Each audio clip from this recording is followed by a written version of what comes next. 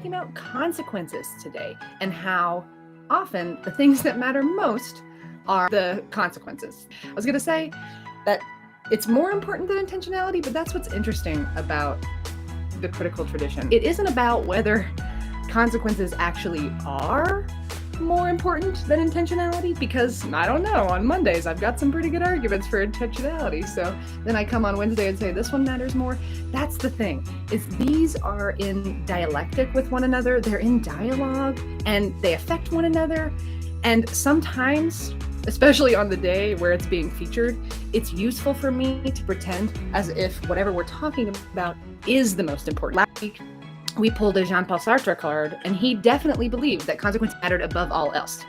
I don't always agree with Jean-Paul Sartre, but it is useful to take on his perspective and be like, okay, let's take that on. Let's think as if consequences are actually the ultimate thing, the end-all be-all. Let's consider the world through that lens.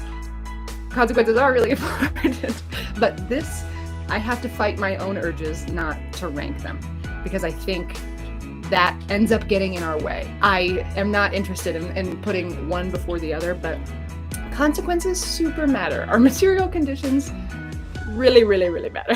I think Jean-Paul Sartre is right, coming from the Marxist tradition, that history is determined by consequences, by material actions, and not by intention. So in that sense, it certainly is the most important. So if you want to make a good impact on history, do the right thing with your material conditions.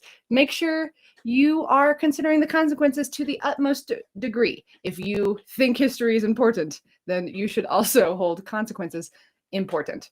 Not above other things, but it should be a high priority. Is that the pedagogy of the oppressed? Oh, yes! Any situation in which some men prevent others from engaging in the process of inquiry, in the process of inquiry, is one of violence. The means used are not important. To alienate men from their own decision-making is to change them into objects.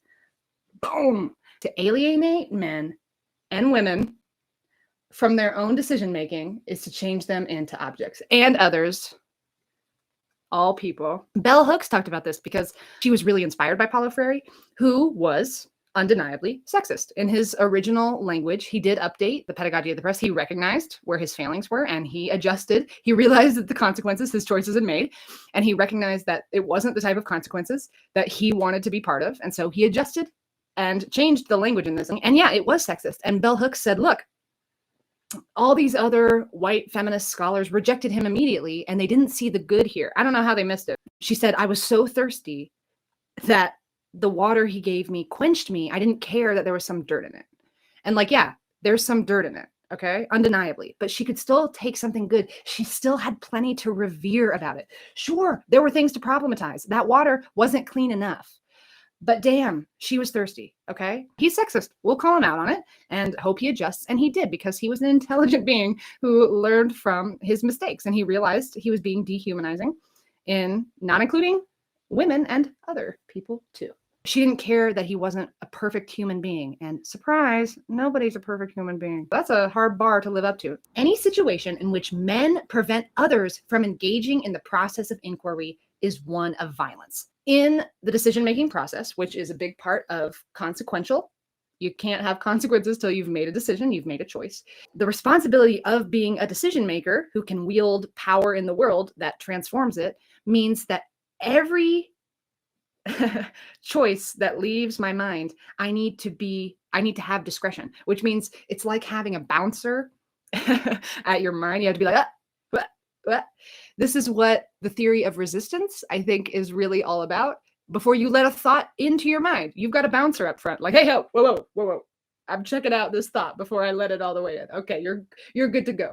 And same with the choices. You've got another bouncer on the way out. Hey, whoa. Are you ready? We're checking them. I don't really like the bouncer. Bouncer implies violence, which I don't care for. Let's come up with a different metaphor that's like a bouncer, but like not with the threat of violence. I'm going to think on that. But you get the metaphor. That's what discretion is. We have a responsibility to have bouncers, but like uplifting ones. Drag queen bouncers, yeah? Like Yes, like drag. Let's go. Queens. Yes, at my door. That's what I want. Yes. Okay. That's the kind of bouncer that I want. All right. That's the kind of energy that we're talking about. All right. They have high standards. Oh, you bet your bottom dollar they do. And you're not coming in unless you are worthy. And you're not leaving unless you are looking good for the real world. You see, that kind of energy. All right. So that's what I'm talking about. Some drag energy up in here. To be able to ask questions, engaging in the process of inquiry means that you do have that bouncer up front. Okay. In her amazing heels and her big glamour dress, your bouncer is kicking ass, okay? And taking names. So she's up there killing it with an awesome queen name. The process of learning should be one of asking questions. If you're not able to ask questions, that means your bouncer's got to sit down. You're supposed to just accept things as they are. As they are, and no questions asked. You don't get to inquire into why we're doing this. This is the way it is. This is the one truth. It doesn't matter what your bouncer has to say. Go ahead and take a seat because this is the information that you're getting, period. And he's saying that's violence.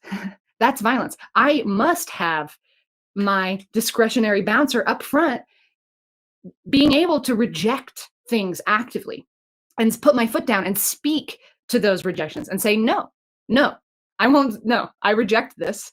And if you force ideas like that and truths onto people, that's violence. That's indoctrination, saying you can't resist this truth. This is the only way. That is indoctrination. Watch any cult documentary ever. They lost their humanness. Their lives were no longer their own.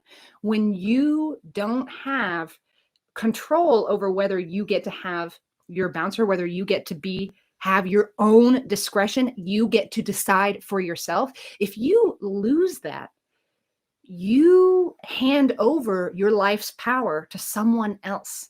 And that is literally dehumanizing yourself. You're giving the power of self-sovereignty over to someone else through the act of decision making. You might not even realize it, but you are losing your life. We take that seriously here in the critical tradition. To alienate men from their own decision making is to change them into objects. Changing them into objects. See, now that is interesting. You're saying that bouncer, our favorite bouncer, picture her now. She's awesome. Love her so much. That's part of life, okay? This is a thriving mental ecosystem, has that kind of system in place. Somebody checking at the door on the way in, entrance, and the way out. If you stifle that and say, no, instead, I'm going to program you to follow certain rules, the rules set by someone else, it won't be a living, dynamic ecosystem in your mind. Parts of it will start to decay and die and become mechanized and programmed with specific rules. We need to infuse more opportunities for human agents to make their own minds up instead of having everything mapped out for them. That's what robots do.